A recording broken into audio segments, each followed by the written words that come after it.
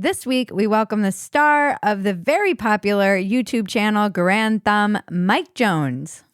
Survival is a really interesting topic, and the best way I could describe survival is because we get aircrew out there or at-risk DoD members, and how I would describe to them day one, because day one is all like foundational skills out in the woods. And that was, we're going to get you to the approximate level of a 6-year-old in 1830. Like a 6-year-old in 1830 could build a fire. They could take dry wood. They could find dry wood, and they could build a fire. They could build a shelter, and they could survive. A 6-year-old. So we're going to get you to that 6-year-old level. That's how much we've lost. That's how much we've lost. Lost so much. Yeah. Okay, we're live. Well, not live. We're recording. Yeah. Surprise! Close enough. I'm with Mike Jones, everybody. Welcome to Walk-Ins. Welcome. I'm excited to be here. I don't know what to say. This is like the first normal podcast I've been on. Normal-ish. Yeah. What was the one that I saw you on with? What is it? Travis is his name? Yeah, Travis Haley. He's wonderful. He's amazing. Yeah. Have you had him on yet? No, I would love to. I tried to reach out, but I didn't hear back from him. But I think that's where we had been watching. So for people who are listening and don't know, Mike has an amazing YouTube channel, Grand Thumb. And you started just doing like what, gun reviews and survival pack reviews? How did it start? Yeah, pretty much. Well, I mean, essentially, so I served in the military, and I just loved all the gear. I loved all that behind it. So at the time, we were issued a new plate carrier, a vest that holds protective plates, trauma plates to stop rounds, and nobody knew how to set it up. And so I was showing people over and over again how to set up the plate carrier. And finally, I was like, I'm just going to make a video on this. And I was like, I'll make it a little bit more general in case anybody else wants to watch it. And so was born Grand Thumb. And then, wow. It's just kind of been a journey ever since of gear, firearms, and it's kind of turned more into culture now. But I mean, 2017 is around where it started. Yeah, my husband's been watching it for a long time, and you're just like always on in the background, and we joke I'm so like, sorry. No, it's fine, because we were joking like we don't like watch porn together. We watch like Israeli room clearing videos because I like to fancy myself as somebody. Yeah. I wish I had those skills. I don't. Like I was saying to you before we started recording, I'm like such a girl around guns. I have the like chick flinch, and I'm just the mostly a girl. And he loves that stuff, and I got really into it just watching it through him. And then we had just like a nightly routine when we had my daughter. We'd put her to bed, and he would he would work out in the living room because we don't have enough space in our house. Yeah, and I would go out. Yeah, and I would go out there and write. And so you were just always on, and then I stopped being able to pay attention to my writing because I just was like so into all of your videos, but I just don't have thank you. I don't have the mind for it like he does. He can keep track of like all the names of the guns and the different manufacturers and all this. It doesn't matter. I mean, your average soldier, training, they don't know half as much about their weapon system, but they're trained to use it. And that's all you need to be trained to use it like a professional. I'm telling you, we'll get you out here. We'll get you trained in survival. It won't take long at all, because all it takes is just shooting, just comfortability, right? Yeah. Whether that be dry fire, whether that be live fire with actual rounds out in the range, it won't take long at all. A couple days of firing and snapping in on dry fire, and you'll be a completely different shooter. Yeah, it's just something that I've always wanted to be comfortable around, because I didn't ever. People would laugh at me, and especially in like blue states. And I grew up in it's cool to talk to you, and it's cool you've gone more into like culture, because one of the things that I would say I've changed my mind about the most was guns. I grew up in a pretty anti-gun household, and I was writing for Playboy, and there was a school shooting, and I was spouting my mouth off on Twitter about being very just like anti-gun propaganda that I knew. And then my audience, which was very kind of flyover state, for lack of a better term, red hot blooded American male, push back rightfully. And then I stopped and I was like, I don't know shit about guns. I don't know how to hold guns. I don't know how to load a gun. I don't know what the gun laws are in California. I literally know not one single thing about guns, and I'm out here running my mouth. And so I had my audience write me like what they thought we should do in this situation about this gun debate, as we call it. And I got such thoughtful, long essays from these men all over the country telling me about their upbringing with guns and what they thought. It was such an eye-opening learning experience for me. And that when people ask me, like, what's something you've changed your mind on in your life? That's one of the biggest things. And then I started realizing that I should know how to handle them, because I didn't want to be like,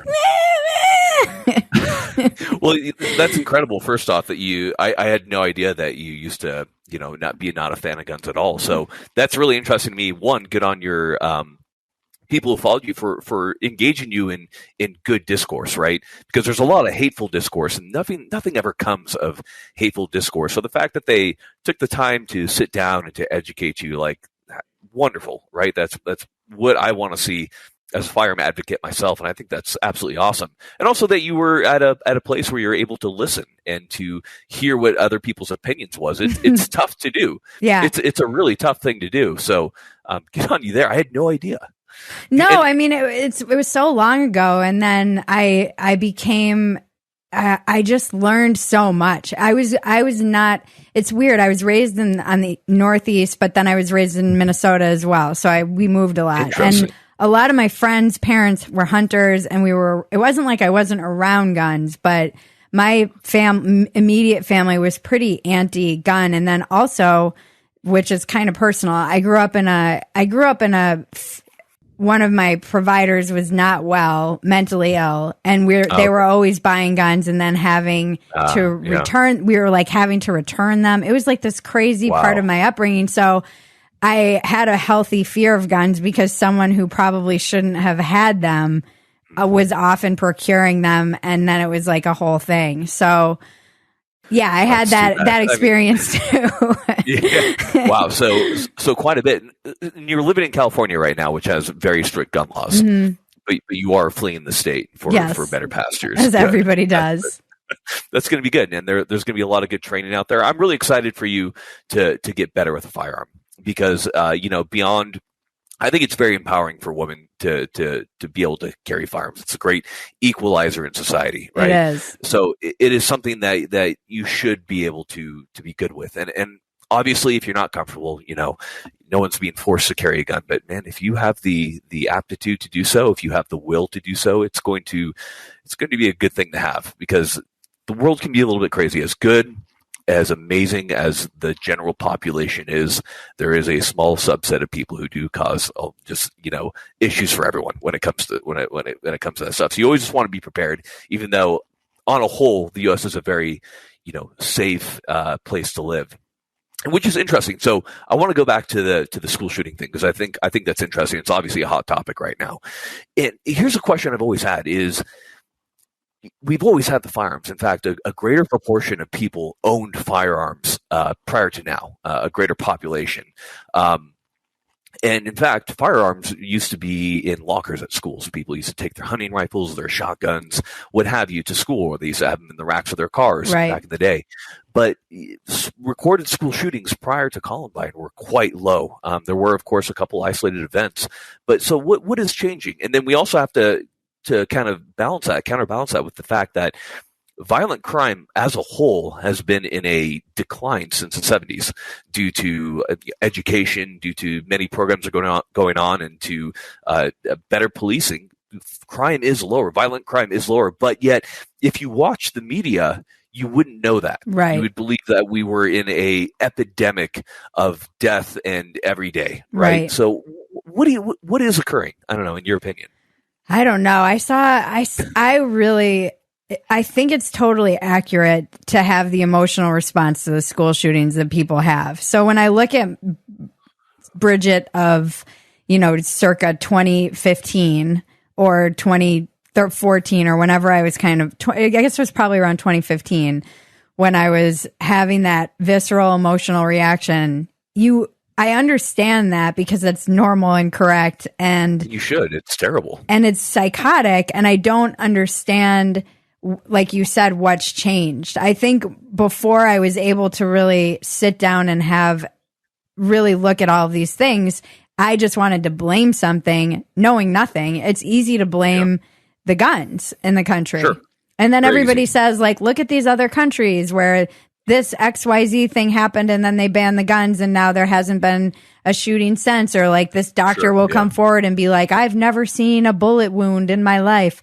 And then there's the question of general access that I do seem to wonder, growing up with my background, it does seem very easy to be able to get a gun no matter who you are and what your mental health issues might be. And how do you screen for that without taking away civil liberties? And, it gets very complicated. And then I do say, like, I'm 44 years old. So Columbine happened in 99. I was out of high school at that point, and I feel like I was kind of the last generation that lived pre these like crazily random school shootings. And my first question is, what is going on in our society that someone takes a gun and points it at kids? Like, that to me is unthinkable. That to me is the bigger question, because if you're going to do that, I don't think it matters what kind of weapon you're using. Why are people wanting to kill kids? Like, it's unfathomable to me, and I think it's unfathomable to everyone. Any normal, healthy human being is going to be completely shocked and appalled that anybody would possibly think of it, or let alone, God forbid, ever act on it. It makes zero sense to me. What is occurring within society? Is it a mixture of the problems that we're having with, is it that, everything's correct now, everything's right, there really is no wrong, where there's, degrees of right? Or is it a loss of morality? Is it, there's no longer a focus on the families, at the way that we're raising the kids? I don't specifically have answers to that. And I think anybody would be hard pressed to say that they do have an answer. I think the adult thing to say is that we really need to take a hard look as a society at what is occurring that could possibly allow people to think this way. What is occurring within mental health? What is occurring within family units? What is occurring? There is some shift that has happened culturally since the 70s, that despite having fallen crime, we're having these horrific events that are occurring. And they're a little bit more isolated, but it's a question that I would really love to see kind of delved into a little bit deeper, because I don't have a good answer there, but it's insane. It's absolutely insane. And I think that's the thing is, you see a lot of people who are anti-firearm, right? And they see something like this happen. They say, well, we take the firearms away, we can stop this. And like, the first thing that, as a gun owner or anybody in the gun culture, we're all normal people, we're horrified and shocked by this just as much, but we believe that there's a different thing that is causing this, and taking the firearms away isn't gonna stop this. Let alone the matter that there's so many in the U.S. But whether it be knives or explosives, but what would possibly make somebody want to do this? I don't have the answer to it. This is something that I feel like Colion Noir, if you know him, he's a good buddy of mine that he could speak so eloquently on. But I really think we should take a hard look at what we're doing with our family units, what we're doing morality wise, and kind of look at the cultural shift that we've seen within the United States since the 1970s. Yeah, this is when I feel like, have you heard that there was this article that came out recently, Gen Z is TED pilled? Have you heard about being TED pilled? I have not. Please educate me. So there's a whole cohort of young Gen Z kids who agree with Ted Kaczynski, basically. And they say that, like, they don't agree with his methods, obviously, but they say if you read his manifesto, this kind of diseased culture that we live in is everything that he predicted, from the rise of technology, and so much of what he was saying was going to happen. And all of these Gen Z kids they're called like Ted pilled, because they've become like, they call him Uncle Ted. There's like whole communities of young. And I wonder too, if there's something not to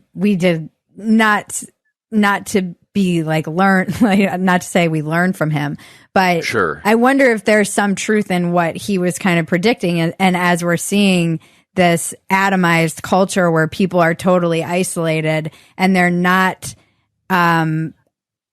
connecting to people on a human level, like you said, there's the kind of disintegration of the family. There's everything being politicized, but also just like the media frenzy around this stuff is so unhealthy.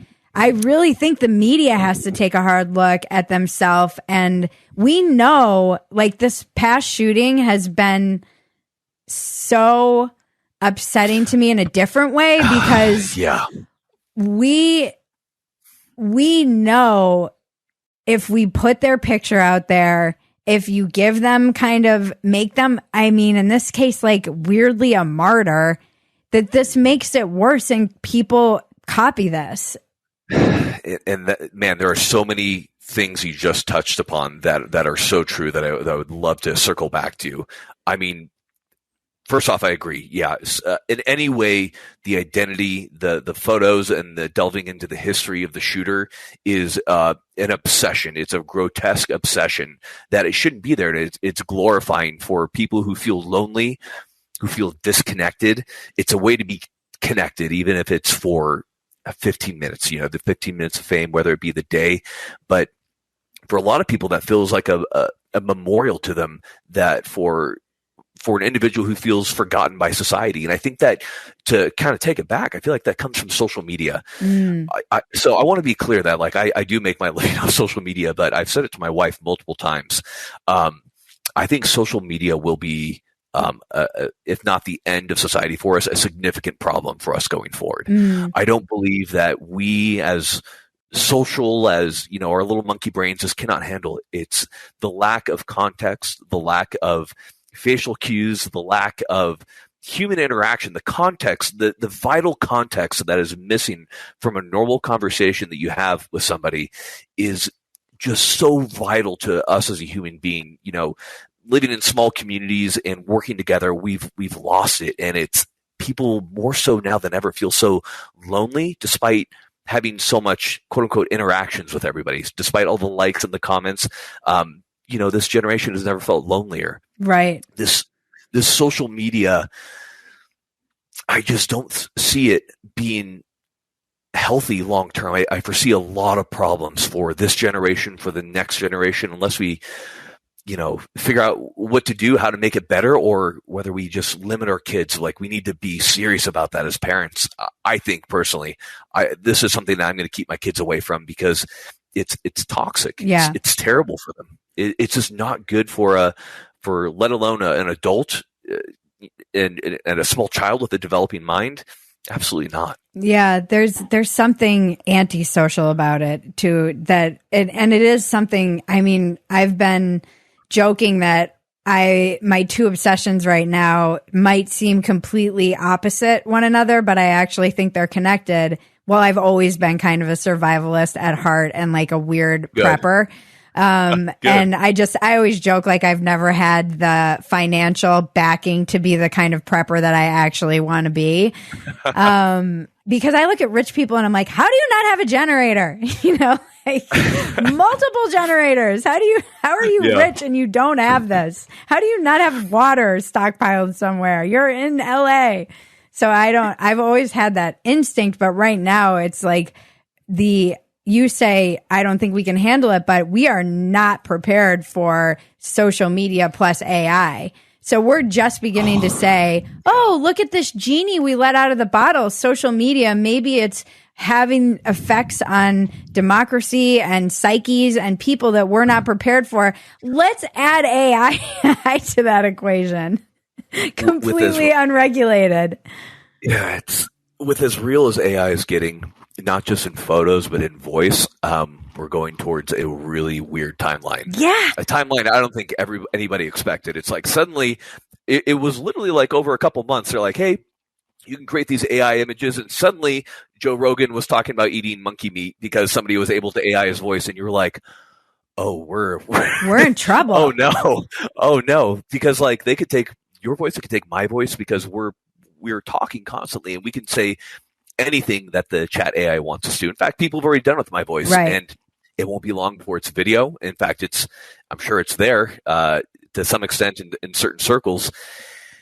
And the amount of misinformation that we already have within media, within social media, it's, like I said again, our monkey brains are not ready for this. No. We're going straight Terminator zone right now. We're heading straight for Terminator right now. It's not good. I'm not. Yeah. That was me on Dumpster Fire, where I'm like, we're all talking about the culture wars, and I'm like, hey, AI is coming. AI is about to wreck us, dude. Yeah. Did you see that somebody made an AI and they were having it answer questions, but it couldn't answer the "Am I not a robot?" question, with all the kind of anti-robot stuff. So it hired somebody to do that for him, and then the person was like, "Hey, are you just a robot hiring me?" He said, "No, I'm blind. Can you please do this for me?" And so it knows how to play our emotions. We're done. Oh God, it's over. Yeah. The computers have won, and we're on a steady decline. The Matrix, Terminator, we're going. It's crazy. It's absolutely insane. But that's why I think my instinct to be obsessed with survivalist stuff is, I'm like, okay, play the tape forward. I said for my daughter, the future I see is either like Last of Us living in a village that they've had to frickin' build from scratch after the wreckage, or she's in flying cars. But there's no in between. No. It's nuclear war with the AI dominating us, or we're living in small communities building fires. So I taught survival for a long time. In fact, the first half of my military career was as a survival, evasion, resistance, and escape instructor, or a specialist in the United States Air Force. So I did that for 6 years prior to commission doing TAC-P.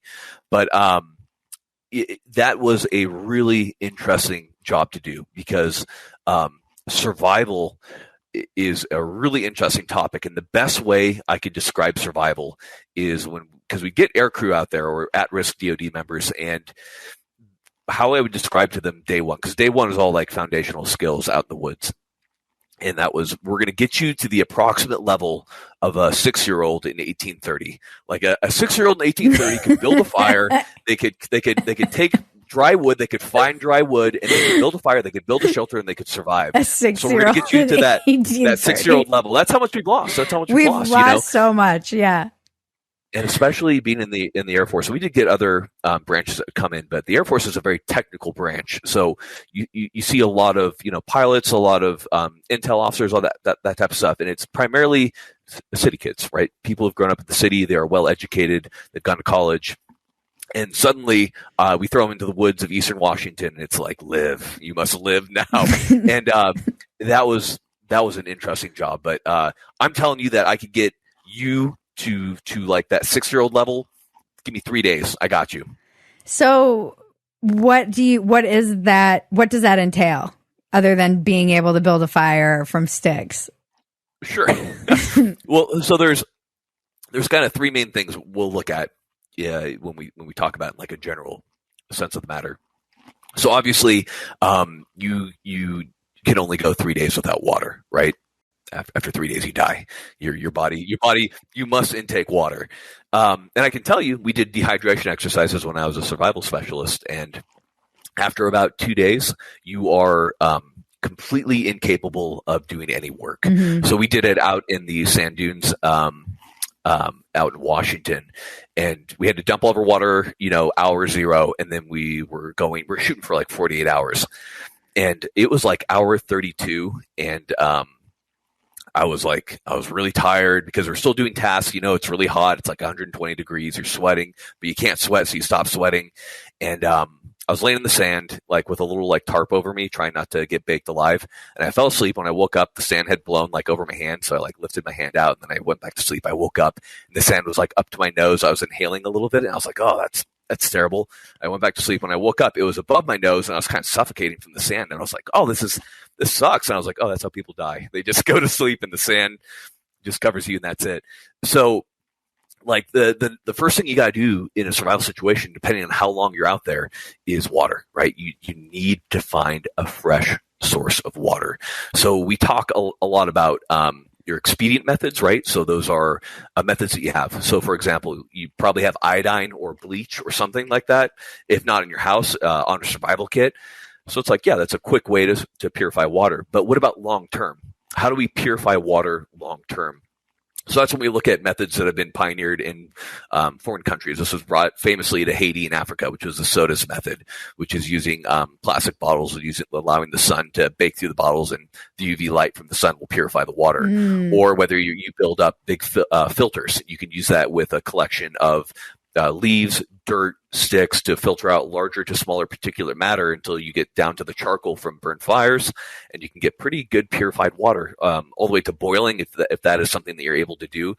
So we go through all those methods. They accomplish all of them.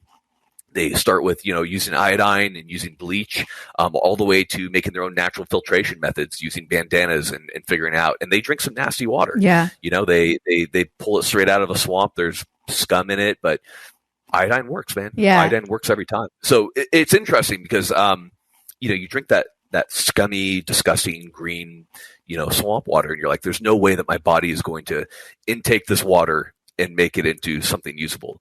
But there you are, 3 hours later, sweating out swamp water, and you're like, yep, my body can do it.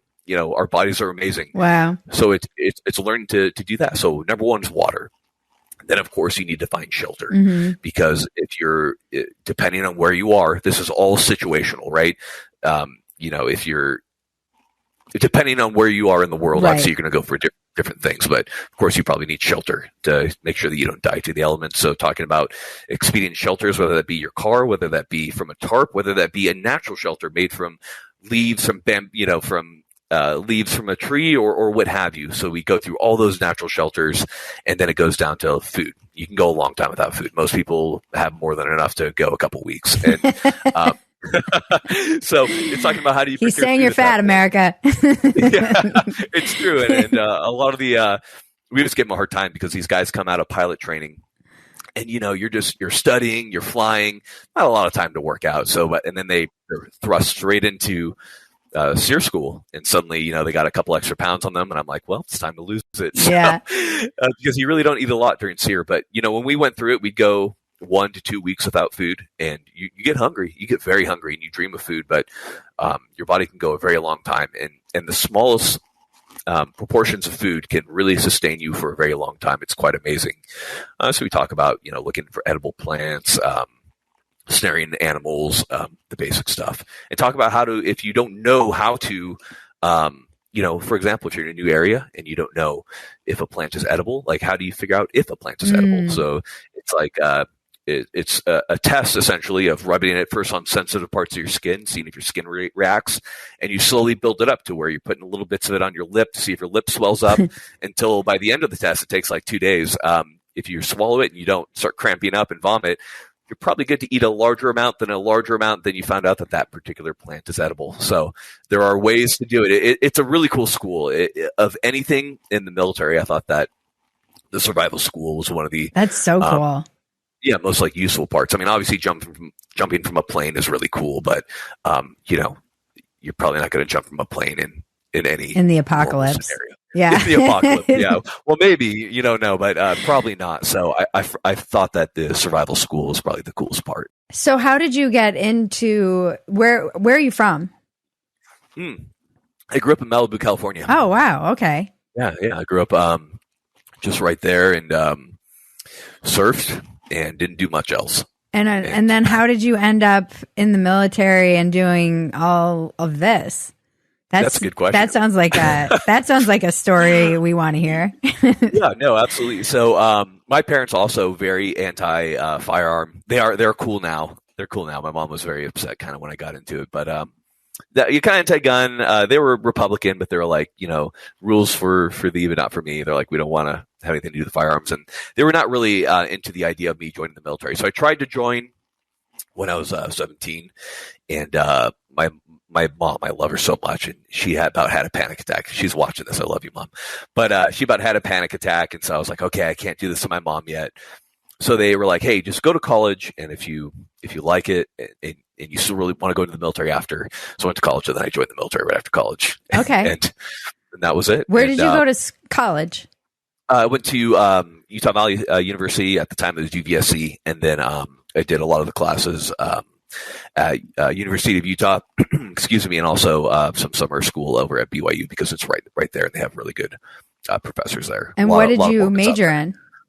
Biology. Oh, with okay. a minor in immunology, and then English as well. Okay. And then you went into, and well. You still wanted to go into the military, and then how long were you in? So I did, so total time was about 12 years, 9.5 years of that were active. So, I went, I applied for and went to medical school. I had this grand ambition of being like a doctor until I got into medical school and realized how much I hated being indoors. And so I ended up quitting that. And then I went out and tried out for, the special warfare career fields in the Air Force, and, got in, was very lucky, a lot of hard work and all that goodness, and got through and got picked up and earned my beret as a SEER specialist. What was it that you said? You said it really fast, and I Air Force special warfare. Okay. I couldn't hear you. Sorry, my bad. I have a tendency to mumble sometimes. You gotta make sure you're on me on that. So tried out, got in to SEER, and it's a long pipeline. It's about a year and a half or so, or to a year, depending. Finished that, earned that beret. Served as a SEER specialist, did a lot of jumps, did a lot of training survival, did a lot of really interesting courses when I was there. It encompasses so much more than survival. There's the EAR part, the evasion, resistance, and escape. And those are very interesting parts of it, but not specifically parts that are discussed just due to the more sensitive nature of them. And that you don't want to let that stuff out. Right. But it was a really good career. And then while I was there, I went to a military exercise called Angel Thunder, which is like a rescue exercise. And I met a TAC-B officer there. That's a tactical air control party. Have you ever heard of those before? No. So essentially, they advise assistant control. They, in a nutshell, they are the ground component for the Air Force. And what they do is they talk to the planes and they direct airstrikes. Got it. So if the Army is like, hey, how do I need to talk to this plane and tell it to drop a bomb here and not to bomb us. We, TAC-B, and then once you get the certification, which is called JTAC, that's Joint Terminal Attack Controller, then can talk to that plane and get good targeting to ensure that no friendlies are injured, that the bomb or the gun run or whatever it may be, whatever round is being used, whether it be artillery, airplanes, naval gunfire, lands where it needs to with the least amount of collateral damage, and that the enemy is neutralized at that point. And so met him. He told me to try out for the officer position there. So I did. I tried out for that, got picked up for TAC-B for the officer program. And that was tough. That sucked. And that really sucked. It was really rough. They ran a really good program. Got picked up, went to officer training school, went from enlisted to officer, commissioned, and then served about 3 years as a TAC-B officer. And then unfortunately, I had a bad jump in the military and ended up severely injuring my neck. So got medically retired from there. So, oh no, I'm sorry. It's okay. It's okay. The VA has been really good. Military was awesome to me. Got the procedures that I needed, and I'm recovering. So then the neck is getting a lot better. It got pretty bad for a time, but is getting much better. So I have to really give it up to the VA for taking care of me. So when you started doing your videos, were you still in the military? Correct. Yeah. And so you're allowed to do that when you're in the military? Yeah. So that's a good question. So the big thing that you need to do there is that as a service member, you're allowed to, participate in the political process. You're allowed to make videos and stuff. The big thing is that you don't in any way, say that you are representing or that this is the opinion of whether it be the DoD, the United States Air Force, or my career field, right? Okay. So if I were to make a video in uniform reviewing something, that's a problem at that point. If I'm to make a video talking about PACs because of my experiences, that's different. So it's all about how you present it. It's like you can go to a political rally, but you can't do it in uniform. Right. I cannot show up to the political party in my uniform and say, my name is, First Lieutenant Michael Jones, and I say XYZ. That's a no-go. Right. So it's all about how you present your message, and ensuring that there's no confusion about what the affiliation is. And yeah, it's funny. My friend who's been on this podcast, she's like very online, Catherine D. She's great. She was talking about how she's obsessed with like all these recruiters who are on TikTok. She's like, they're in full military. They're in their uniforms on TikTok, like in their offices. She's obsessed with this whole phenomenon on there. I don't know how it works, to be honest. Yeah. Because when I was in, that wasn't really a thing, but that kind of started during COVID. I would imagine it's probably DoD sanctioned, and it's probably a necessity to reach a younger audience, right? If they want to reach the Gen Zers, then TikTok it is, that's the way that they're going to get them. Would be my guess. Crazy. Yeah, that's how do you, as someone, because I'll see like as someone who's very supportive of the Second Amendment, obviously, and I know that these things are easy to square, but you seem to have like a good experience with America and the military. And I know a lot of people are like, well, we need to be able to defend against our government. So are you worried about the government? As someone who's experienced both, you're not just like some guy who's out in the wilderness who's like, they're coming for our guns. Well, sure. I mean, so it's a balance, right?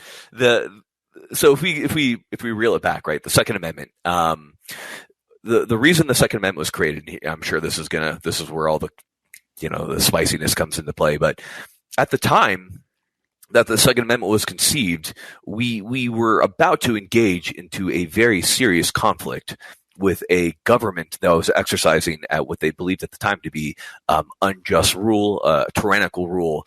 And they understood very well what they were doing when they said that, the very First Amendment was you should be able to say whatever you want. And then immediately the Second Amendment was, and you should have the right to bear your arms. So keep your firearms. Because they understood the necessity of both those things, not just in terms of, they didn't really care about hunting. They were specifically talking about because if you needed to fight against a government that was exercising unjust rule over you, that was not listening to you, because we are a republic, we're a democracy. If they're not doing that, then you should have the means to overthrow this. So, kind of going back to my time in the military where I worked, this has been a discussion among the gun community about like, if you're in the military, could you be truly Second Amendment and all of that kind of stuff? Oh, interesting. I was wondering about this. That was early on. Now, I think everyone's kind of on the same page, which is I very much so believe in the United States. I believe we are a phenomenal country. I'm sure you've traveled outside the U.S. before. Mm-hmm. Yeah, exactly. And no matter where I go, I always miss being home in the U.S. I love the freedoms that we have. I love everything about our culture. I love us, and I love this country. So we need a strong military. We need good men and women to serve in that military who understand what it means to serve this country and who understand the Constitution, what it stands for. That's specific. That's very specific when you sign up to be a military member. Do you learn about the Constitution when you go into the military? Oh, cool. Oh, yeah, absolutely. In fact, we've had multiple briefs on it while I was in. Very, very specific. It's very pointed. It's very much so instilled into you to be a professional, to be humble, and to uphold the Constitution, what it stands for, what the values of this country are based on. Mm-hmm. So I'm very much so a believer in the U.S. Now, that being said, if the government were to exercise unjust control, unjust rule, then that falls within what the Constitution defines as is necessary if it were to come to that. I don't believe we're at that point. We certainly have many problems with the political system, with people who are in power, and with the way things are going.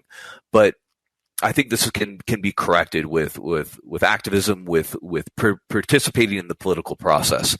But I do very much so believe, despite being a military member, that yes, if necessary, that is certainly something that is literally written within the Constitution, that is within the history of the United States. I would say there's nothing more American than resisting the government or kind of giving a little middle finger to the government. That's a very American thing when you think about it. Yeah. We've always loved outlaws and all that, and it goes back to our founding. We were founded as ragamuffins, as vagabonds, as people splitting from a tyrannical government.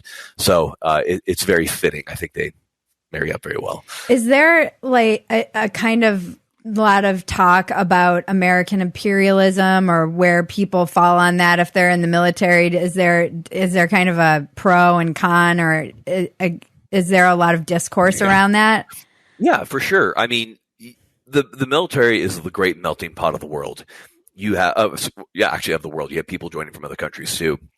You have the educated Harvard officer who got his degree in Harvard, very, very more liberal stance. You have the country boy from Missouri who's the best shot in the world. And you have all these people thrown into one unit, and they're going to work together. And you must make it work, and it will work because there is a specific rank structure. There are specific rules, and everyone will follow them.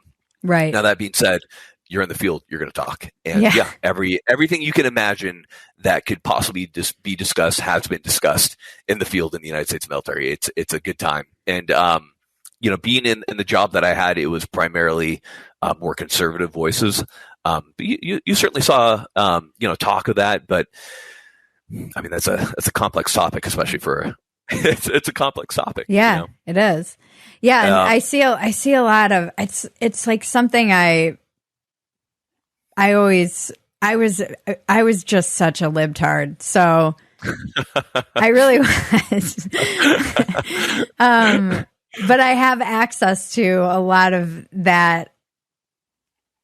It's been just interesting to be kind of thrown into the culture wars in the way that I was, and have to really evaluate a lot of the things that I used to espouse and just mouth off about, and then traveling a lot and coming face to face with just the awareness of how little I know about everything, and always coming back to the United States and feeling so grateful. Even when I was in great countries, I still felt just so lucky to be an American. And it was so weird. We had this experience when we were at the Hollywood Bowl recently, and it was we always go for the 4th of July celebration, and it's very patriotic, and I love it. I get emotional. Yeah. They make everybody from the military stand up. If they do their little song and they stand up and everyone claps for them,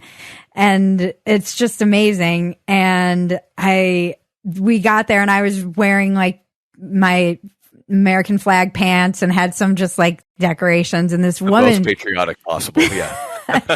This woman pulled me aside and she said, "Excuse me, can I ask you a question?" She was whispering, and I thought she was going to ask me if I was pregnant or something, the way that she like pulled me aside and had her hushed tones, and she's like, "Are you a Republican?" And I was like, "What?" Wow. But it's because she's, and I said, "Oh, you don't have to whisper and ask me that question." And she said, "Well, I just never see young people be acting patriotic." And she said, "So I assumed if you're patriotic, you're a Republican," which is something that's so sad to me, because I feel like somehow the left they look down on patriotism suddenly. They've kind of abdicated any role in liking this country and have become weirdly like anti-American, which I mean, that's just like, I don't understand why you would, like how the American flag has become this symbol of the right. I'm like, you guys gave that up. Yeah, it's insane. It's absolutely insane. This country is incredible. Yeah, it's absolutely incredible. But I think a lot of that comes down to a social media war that has been waged online by some very vocal, I would say, left wing people, especially in the Gen Z, kind of community, where you're immediately like shouted down if you're right wing and young. It's considered to be uncool and stuff. And that's a tragedy. You remember when it was that one kid where the man was beating on the drum in front of him, and he had the hat on, and he like got like the CNN said all that crazy stuff about him. Is that the Covington kid? Yeah, I think that he was sued. Yeah, he sued. He got won. money from it. Yeah, he won, of course, and very well he should. But it got crazy for a minute. You remember? Like, Yeah. I can't name the amount of times that I've been called a fascist. Yeah. That's a very powerful word, fascism. To Yeah. say that I'm a fascist, it's an intellectually dishonest argument, in my opinion. You know, to immediately make that jump, it makes no sense. I don't know trying to, because I've been on Twitter recently. I'm sorry I got into it, but I've Twitter's been seeing nice you more on there. well, it's nice because you get to interact with everybody, Yeah. right? And that's part of the message. But I'm surprised at how disingenuous, how logical. There's a lot of logical fallacies that are used in every argument, and it's not a good discussion. It's not a good discourse. And I don't know how we make it a good discourse, but yeah, I mean, I can't count the times I've been called a bigot, a racist, a fascist, just everything you can imagine under the sun. And that's new to me. This all kind of exploded like 6 months ago. I had somebody make a video about me and called me like a racist and a bigot. And I was like, oh, okay. That's nice, I guess. I will just continue making free videos for everyone on YouTube. I guess that's a problem for people. It's crazy. It's absolutely crazy. But I guess that's like so those are like the buzzwords, you know, to throw at right-wing people now: fascist, bigot, racist, transphobe. Yeah, that's the one I got last night because I was like, oh, good, yeah, yeah. I get that all the time because I'm apparently a TERF, which is what the fuck is a TERF? Sorry, excuse me. Like, what that's is fine. A TERF? You can swear. A TERF. Okay, no, we swear on this podcast. Okay, good. The military is bad to me in that. Yeah, no, I'm a waitress, not the same as the military, but we're gonna swear on the podcast. What the fuck is a TERF? Okay, I can explain please this. Tell me. I'm so ready. A TERF is a trans exclusionary radical feminist. So woman. Usually.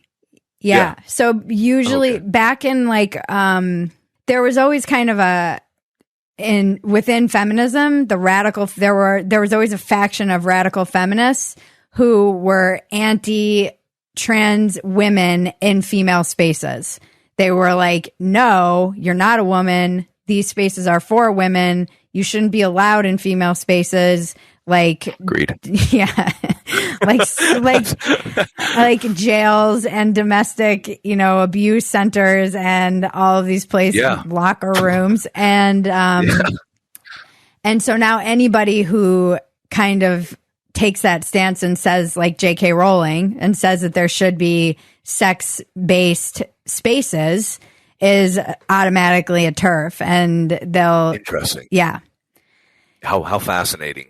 How lost we are. We're lost. Oh my God. Yeah, no. Oh. So last night I was posting a video and it was the woman who had to swim against Riley Gaines, and they both got the same. They tied basically down to the like 0.2, and she was talking about how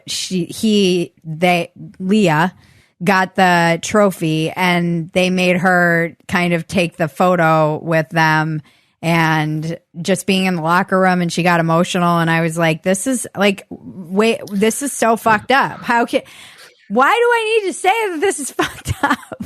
And everybody was calling me, they're like, this is right-wing anti-trans bigotry, Bridget. And this is kind of the stuff that we saw too, like going back to, I saw somebody actually in your mentions because I appreciate that you're like, let's have a conversation about this to go back to the shooting. And having a conversation about it, I think, is really important. And one of the people in your mentions was saying something that has kind of stuck with me. He did this big long thread. I don't know if you saw it, but it was about, he's like, I don't know anything about the identity stuff, so I'll keep my mouth shut. I don't know much about the gun stuff, so I'll keep my mouth shut, but I do know a lot about being a killer. And he was talking about how this person is a killer. And he's like, nothing makes me more upset than putting all of this political identity, all of this stuff on this person, because it doesn't matter. They're a killer, and a killer is like their own thing completely that's separate from all of this other stuff. It was an interesting thread. It's very interesting. Yeah, no, that's absolutely true. Certainly people have tied a lot of stuff to this, and as much as I think it's easy, right? If a left winger does something, if a right winger does it, for every side to immediately fling mud over that. But we got to go back to the conversation of what is going on in this country, right? Because I Yeah. certainly believe that we should be moving in a certain direction. Obviously, I'm very conservative, right? And I believe all that stuff. But despite all that, like there's still something that's crossing these lines that's causing issues with these lonely people. We got to figure out, what is happening there. But yeah, I mean, got to have you there for a second. But discourse is the only way we're gonna get somewhere, right?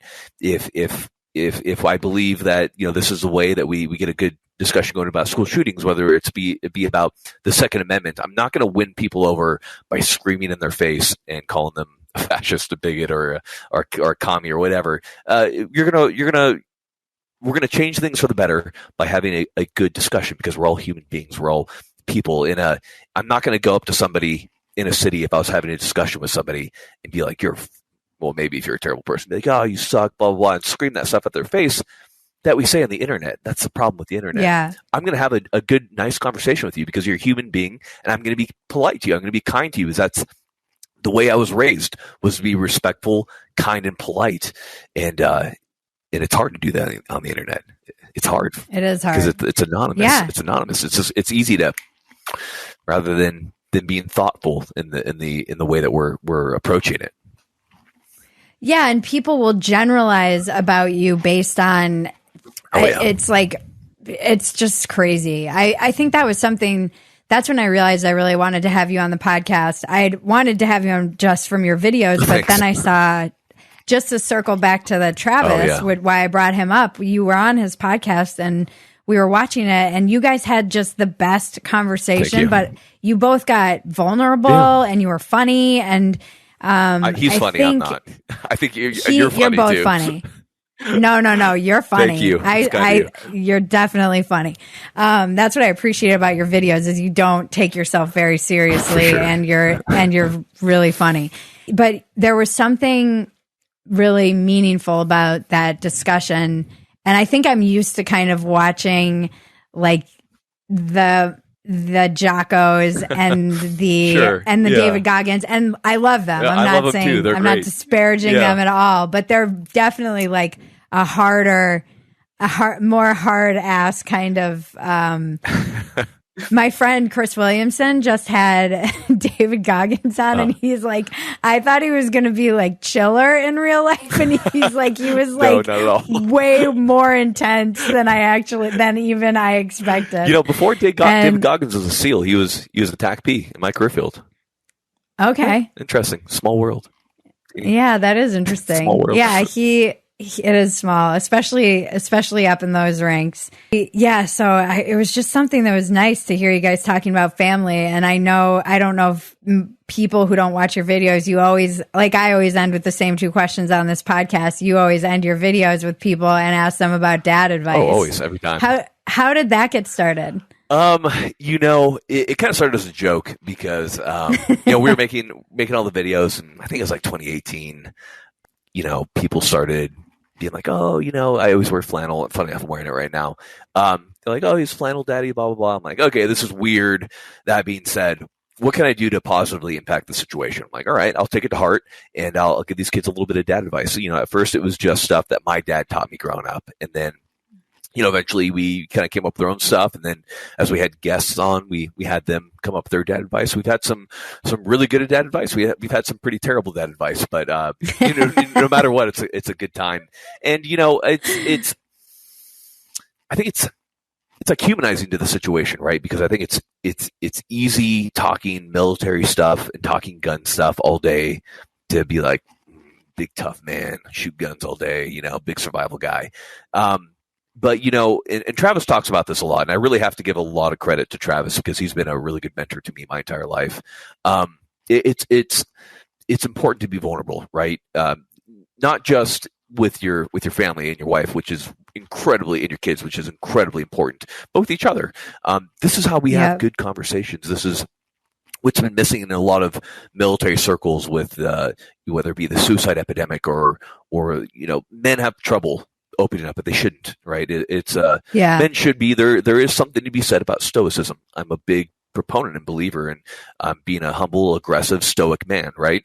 But at the same time, there is a time for boys to be vulnerable with each other and to talk with each other. That's very important. So it's kind of a component of that to explain that there is a softer side, which is a very important side to being a masculine man. You know, the part of the warrior that is empathetic, that understands, that listens, that understands what people are feeling. It's very, very important. You know, and not just within the family, but within the military too, to understand your men and what they're going through. I talked to Travis about that quite a lot, and yeah, I know I'm rambling on, but I remember teaching survival, and it's a tough course. You're away from your family, and you're gone for months and months when you go to these courses because it's bang, bang, bang, bang, one after the other. And I remember this kid was just not performing well. It just really having a tough time. Just couldn't focus. Could hardly look me in the eye. So I remember pulling him aside and just being like, "Hey, what is going on?" And every part of the military side of me, the staff sergeant, the NCO of the military wanted to be like, "You better get your stuff together because we're going, baby, get your shit together. This is the fucking military and you need to live." But, I just asked him a question. It still gets me a little bit up. I just asked him, I said, "You miss your family, man, don't you?" And, and he got emotional. He said, "I just haven't seen them so long. I haven't seen my wife in such a long time, my kids, and it's just tough." And I said, I know it's tough. I'm like, and the reason that we train here is important because this is about getting home. So there's nothing that your family is going to be more proud of you for than training to get home, man. And you can't imagine how proud they are going to be of you when you get home after completing this really tough training. And should the day ever arise that you need to use this training, you're going to get home to them because of what we're doing here this week. So let's get going. That's amazing. And he was a different man. After that, he was like, "Let's go," and took it super seriously and was a great student. But, there is a time and there's a place to say, get up, put your pack on, grab your rifle, let's go. And there's a time to kneel down and to see what's going on, because and that's what's tough about being a leader. That's what's tough about even if you're leading a small element, a small squad.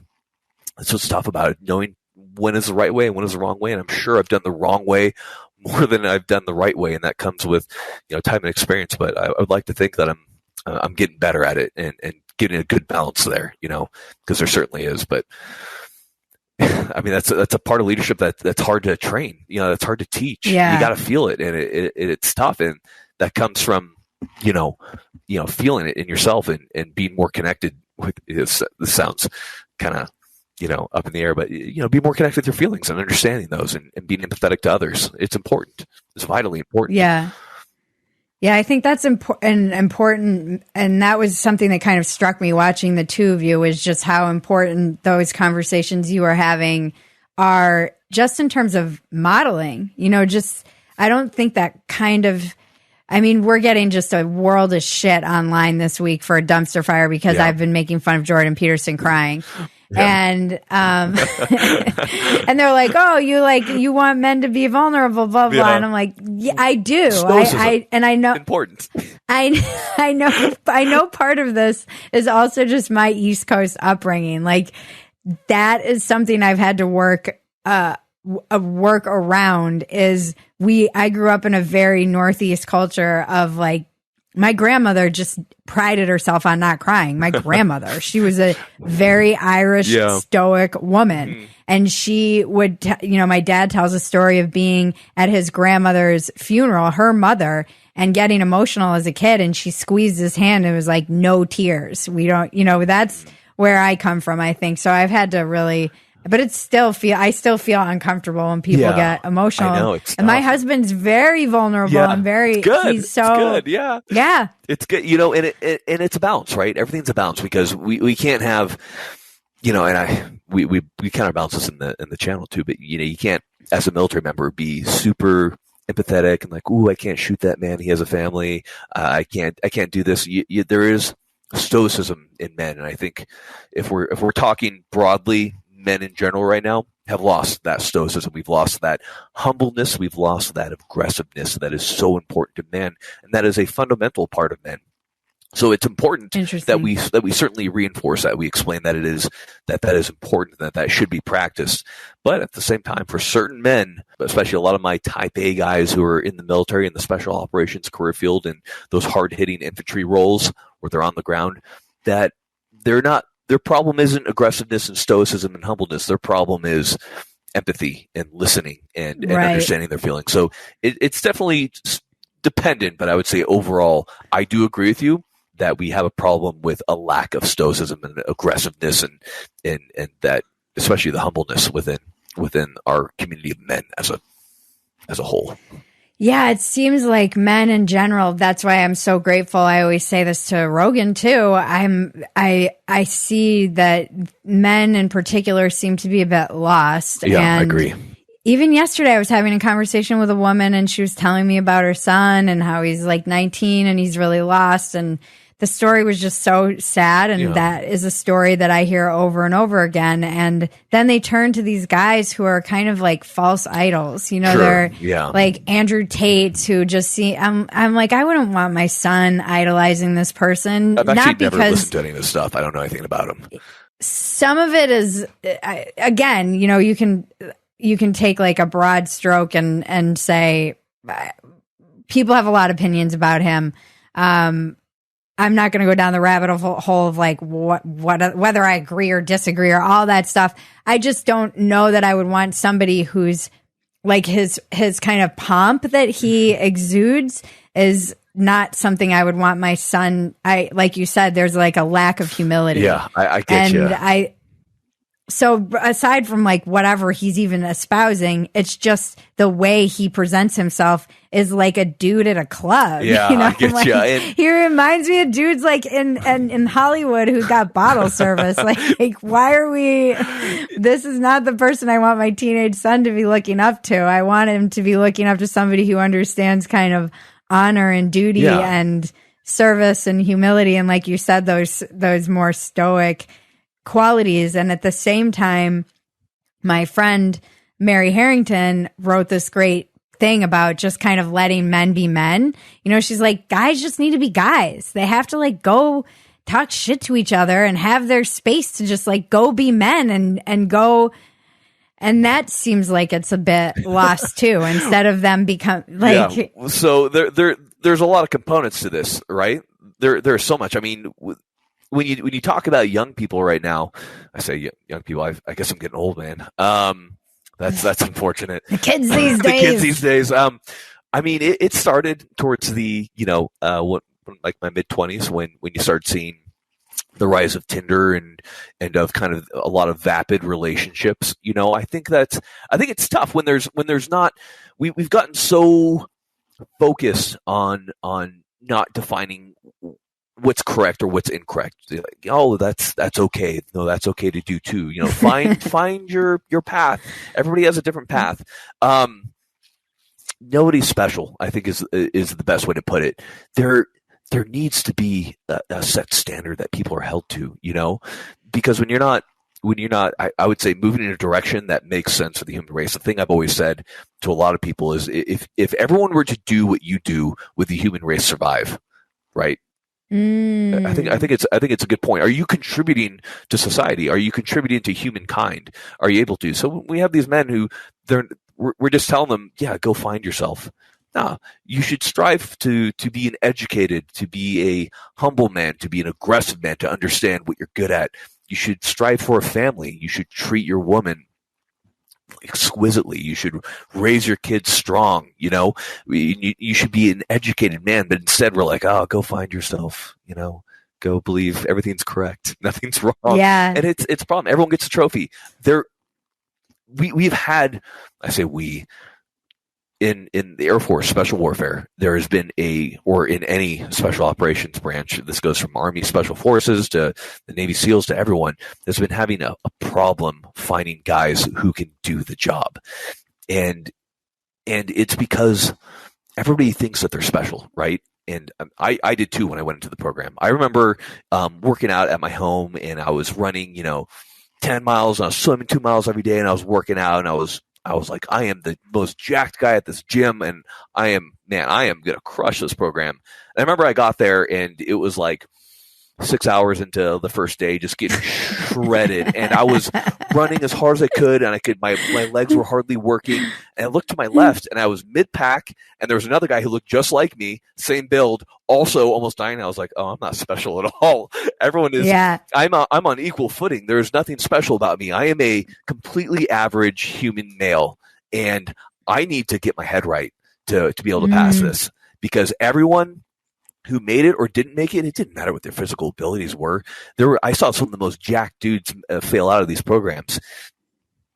All up in your head. What was your survival instinct? What was your strive? What pushed you to want to be able to complete this program? It was all mental. And I think, kind of going back to it, nobody's special. You're not a special. You're not gonna get a letter from Hogwarts that you're going to Hogwarts. You're not going to find out you're a superhero one day. You're a completely average human being. And the question is, what are you going to do to contribute to society? And there is a normal, and we got to start enforcing it, man. We got to not enforcing it, but we got to start telling people that striving for having a family and supporting your family and contributing to a job that helps our country is a good thing. I've seen so many memes where it's like, get married, work your entire life, die. And I'm like, that is such a way of glossing over the beauty of having kids, the pure joy from raising kids, from watching them grow into from infants to strong women to the strong men, and to fostering the relationship with your wife and having these beautiful experiences. And they're just trying to gloss it over and trying to go to this vapid society of, have fun, bottle service, drive Ferraris, the pure true joy, in my opinion, comes from the family. It comes from going to that stuff. And we're just so lost that I think we're scared to tell people that there's a right and that there's a wrong. But I think there is. Yeah, there's something. Maybe I'm wrong. There's a lot there. Like, there's so much. My husband and I met in recovery, and we talk about how when you get into recovery, a lot of the messaging is like, oh, you think you're terminal, this idea of terminal uniqueness. Mm-hmm. And there's this, or amongst addicts, everybody's like, I'm the different one, and you get in there and they're kind of beating it into you, like, become a worker. It's very humbling. You become a worker among workers. It doesn't matter what you were doing. You're going to pick up cigarette butts, or you're going to get coffee, or it's a very simple, for me, we were just talking about this recently on our podcast. Just the like big shotism was the only thing that kind of I was able to hold on to through all of my addiction. I was like, I'm this big deal. And I got sober and I was like, I'm a fucking loser.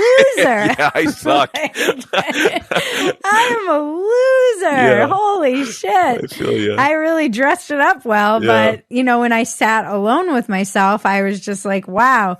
And I recently, getting sober has been a trip in that respect, because it is like layer upon layer of realizing how many lies I've told myself. And I wrote this piece recently about how I regret being a slut, and it went so huge. Yeah. Like, it was crazy. Yeah. And people were getting mad and saying, oh, this is just you. Again, I got kind of labeled like, oh, this is a reactionary feminist. Yeah. And this is, oh, now you're this is because you're conservative now. And I was like, no, I just feel like this is something that if I was a young woman and I read, I might have paused and thought about a lot of the stuff I was telling myself to try and justify behavior that inside I knew I was not okay with. Yeah. Even if I was like trying to drink through it or lie to myself through it. And this happened around motherhood too. Mm-hmm. Like, it's a miracle that I have a child, but I totally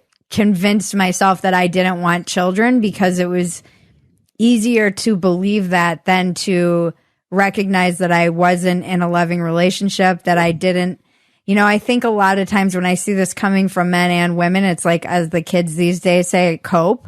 I wonder how much of it is just like a cope, where because you have these Tinder life and these shallow relationships, and there is no chance of having a family at the moment, it's easier just to believe that it's just this bullshit thing, then that it's meaningful. I agree, and I think it's tough. I would hate to date in today's day and age because I mean it goes both ways. A woman, I mean my wife has a bunch of friends who are single, and they're like, I can't find a guy who isn't about hooking up and then talking to other girls and doing XYZ. It's just trash men. And then you have the reverse where you have men who are like, oh yeah, I got with this girl, and then just trash doing the same stuff. And it's like, man, it's tough. It's tough, dude. How do you find people who have your belief system, especially in a world right now where everything is correct? Everything is A-okay. You're doing that?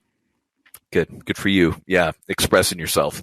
It's not just a war on family, and kind of backtracking a little bit to what we talked about before, but I think there is a definite war on women. Whether it be through, now men can come into your locker rooms. They can come into your bathrooms. I really do think that's an issue. I think they're expanding their territory, Mike. I guess the best man is now, the best woman is now a man, according to, a lot of these magazines. It's crazy. And it's insane because there are these women who are phenomenal in the career field. There are women looking to cure cancer. There are women doing phenomenal, feats of sports, in their respective career fields. And yet, who is Woman of the Year? It's just like it's a social justice warrior pick of a man who is saying he's a woman, and it's a war on woman. It is a war on woman, in my opinion, and it's devaluing what is so important, which is a strong, fierce woman. And you're being shouted down constantly. It's absolute craziness. It's crazy. It's craziness. I mean, if that makes me a TERF, then so be it, because it is something that I'm like, one of the things that I tell people when they're like, how do you evaluate what to do in this culture war? And I'm like, first identify the hills you'll die on. So I'll die on that hill. I will fight for women. I will fight for women in prisons who are being forced to be put with male inmates. I'll fight for women in domestic shelters. I'll fight for women in locker rooms. I have a daughter now. I will fight for her ability to have an award in like a sports if she works really hard for it and not have that taken off. This should be common sense.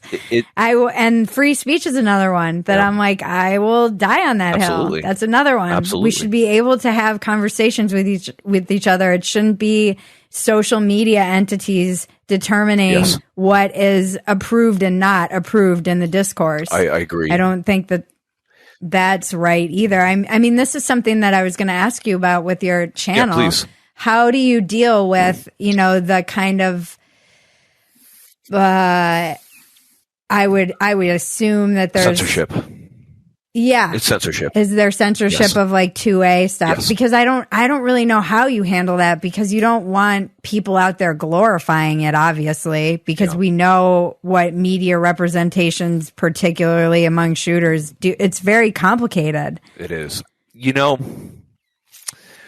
Google does a fairly good job. I understand. Let me say it this way. I understand that the pressure that they're under.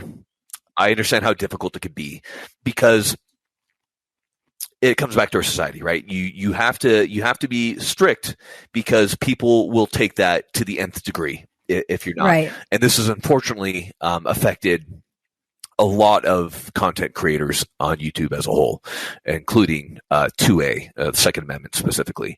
We did have a meeting with them. The problem with them is that the people making the policies, this is much like politics, by the way, the people making the policies don't understand the firearms. Right. So how can they make the policies if they don't understand what they're talking about? So when they say we're banning things like hair triggers or you can't make a round more deadly, those aren't terms that are commonly used, or they'll put blanket terms like don't make a firearm more deadly. I'm like, what does that even mean? Like it's crazy. And it is an erosion of what I consider to be the Second Amendment, because this is where it gets tough, right? Here's where my two, this is what I love in life. When you have a belief and then reality intersects and they don't work out, and you go, oh no, what do I do? So that's what's happening with me, because I believe very, very, very strongly in free market, and that, if you work hard enough and that's good. Then you can make a big company. That's good on you. You worked hard, you were enterprising, and you should see success. But what do we do with, for example, a company like Google or Meta, when not only are they a big successful company, which congratulations to them, but they also have control of everything when it comes to media, whether it be searching, whether it be what's presented to your face. I think that's when it becomes problematic. And that's when we do need some amount of perhaps oversight to ensure that we do have, here's where it's going to get controversial, First Amendment rights. Because I do believe that the internet and that Google and that YouTube, it should be First Amendment. There shouldn't be restrictions that are put on it. I think it's gotten too corporate to the point where it's now affecting First Amendment. And I say First Amendment because everything that almost all discourse now is online. So you have one company just controlling the discourse. And what happens when that company is also kind of in the pocket of the left? That's a problem. Yeah. That's a problem. But who does the oversight? The government? That's what I don't like. And here's my cop out for this, which is I'm a guy who is very quick to say when I don't know something, and I think that's a very adult response. I don't know what the answer is. But see, my question is, why wouldn't they have somebody on board who knows about firearms? I mean, an easy solution when you have meetings with these companies and say, hey, we're being unfairly censored, or you pulled this for us saying this and that's not actually the case. Why wouldn't they hire someone who's an expert in firearms and can say who can evaluate these things and put them in context for people? It would be like me, a moron who knows nothing, making policies for YouTube. There is so much I want to say here, and there's so much I can't for certain reasons. No, I understand. What's the best way to put this? Because First Amendment is already dead. I'm very free with the First Amendment. Best way to say is there's not a whole lot I can talk about, but what I can say is that they should have people on the policy team for Google that should know firearms and that should be able to understand the nuances of them and kind of what's going on. So they should be able to argue for us and to fight for us is what I think should happen. And I don't know what needs to happen to ensure First Amendment rights there, but I do believe that the internet is quickly coming to a First Amendment right area, just due to the fact that the proverbial town square is now Meta, is now Instagram, is now YouTube, Twitter, whatever it might be. And I think Elon's done a great job with making Twitter. Yeah, he has. It's very free. I post and I get hate, and that means that it's reaching everybody. Perfect. I don't want to be in an echo chamber. I want to be somewhere where my message is heard and where I can have a good discourse. So I'd like to see more of that from these others. But I understand why, because when you click and you see happy stuff, you feel happy. When you see everyone agreeing with you, you're like, I feel good. The world is good. Everyone agrees with me. Therefore, I'm self-validated and I'm correct. That feels good. It's a good feeling. It's hard to have these types of discussions, but they need to be had. Wow. Well, I could go rogue in length talking to you, but we'll just have you back on. Let's do it. So, I'll ask the same two questions I ask at the end of every podcast. What is your biggest defect of character? Impatience. Easily impatience. I'm a very impatient person. I work on it. My wife calls me out on it. My employees call me out on it, and I need to get better. I'm bad in it, and it has caused issues before. It's something I work on. I have a coach who I work with on that to be more patient in my life. That's good. I probably needed that coach too. I feel like any kind of content creator too, when you're, I one of the things I really did want to get into with about your channel is like how it's grown so much, and then just the interesting fact of it becoming like a business, and you're like, oh shit, now I'm a business owner, which is great, but it's a whole. I wasn't ready. Yeah, I was right before we signed in. I was like, it's always something. Like I'm dealing with a fire I got to put out in my community, and I don't want to. It's just a whole thing, and. I get you. It's exciting and great, but it's also like I don't always know what I'm doing, guys. I have a military coach. Not military coach. Excuse me. Being a military guy, I didn't know business at all. Now I have a business coach to explain business because they are not at all the same thing, and I don't know what I'm doing. So that's been good for me personally. Yeah, it's way different. And then what's your biggest asset? I would say I'm a happy guy. I would say I'm generally very happy and always have a smile on my face. And I think people like that. So we'll say smiling. I smile a lot. I like it's that. Good. Getting good wrinkle line. Well, yeah, you are happy. I mean, you see, I love what you're putting out into the world. I think it's responsible. I think it's happy and funny. And, my husband is a huge fan and loves it. And I feel like he's a very good judge of character. We have to mention that really quickly. So when you hit me up, I didn't know who you were, but my wife was like, "Oh my God!" And then you didn't know who I was, but your husband was like, "Oh my God, it's Grand Thumbs." Well, I knew who you were, but my husband, I was like, I'll reach out to him, but I don't know if he'll actually get back to me. And then when you did, he's like, "Oh my God!" It was just funny that our spouses knew, like it was like a weird cross of social media, but. Yeah, that's really kind. I guess to kind of end, I mean, our biggest thing has been firearms culture has been, I would say, weird prior to kind of the age of the internet. I think there were a lot of misconceptions about what a gun owner was. It was a crazy nut job or a guy waiting in the bushes for black helicopters. It was odd. We're trying to show that firearms are serious, right? It's a very serious business, and the reason we have firearms is very serious, which is the Second Amendment. You should be ready and able to resist the government if the need ever arises. That's the entire reason for the Second Amendment. But at the same time, we hope to show people that at the same time that there's a lot of fun that can also be had with firearms. They are a fun time. They are a good time. Gear is fun, and getting out in nature, hiking with the boys, shooting with the boys, taking your wife out and backpacking, or taking your kids out and backpacking. These are all important things because it gets us disconnected from the biggest problem in our worlds, which is this, what we're watching this on. Your phone, your TV. The more time we spend disconnected, the better that everyone's going to be. Yeah. I weirdly agree, even though this is how I make my living too. I agree. If I go out of business because everyone stops watching me and just going out in the woods, good, mission accomplished. I've affected 3 million people. I'm good. I'll live quietly on my ranch. I'll raise cows. I'm good. That's totally fine with me. If that happens, that means I have positively affected a large community, and I will certainly be a happy man at that point.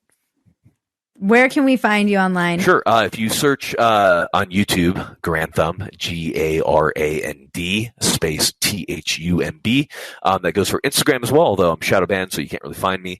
And Twitter, Grantham1. So your Instagram is hilarious.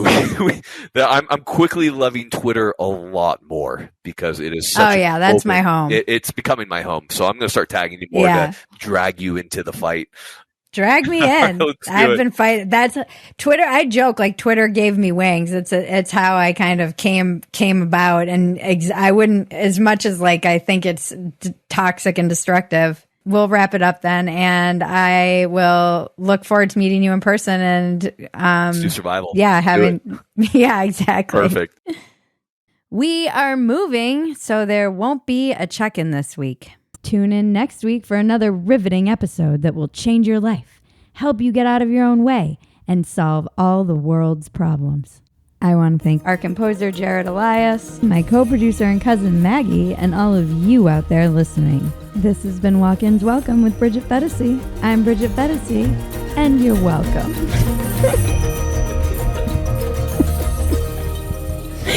It's the dumbest line.